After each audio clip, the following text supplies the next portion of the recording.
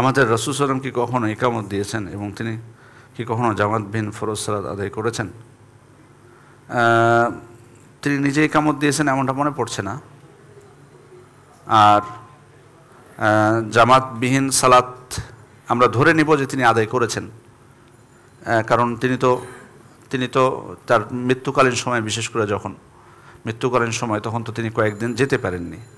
সেক্ষেত্রে এখানে নির্দিষ্টভাবে এ ধরনের কোনো বর্ণনা আসেনি যে তিনি বাড়িতে জামাত করেছেন তার স্ত্রীদেরকে নিয়ে, অথবা তিনি একাকী পড়েছেন। সেহেতু সম্ভাবনা আছে এই জন্য একাকী মানে এটার দ্বারা আবার সাব্যস্ত হবে না যে একাকী নামাজ নাই, জামাত আপনাকে করা লাগবে।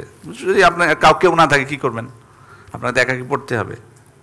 এই জন্য তো বলা হয়েছে যে জামাতে সালাত আদায় একাকী সালাত আদায় করার থেকে কি ফজিলত এত গুণ বেশি। সলাতুল জামাতে খায়রুম মিন সলাতিল ফজর আও তাফতুলু সলাতুল ফজর বে-25 দারাজা আও বে-27 দারাজা। 27 গুণ বা 25 গুণ সব বেশি বলা হয়েছে। তার মানে বোঝা যায় কি? তার মানে একাকী সালাতও আছে, মানে একাকী সালাত বলে যে কিছু নাই সেটা না।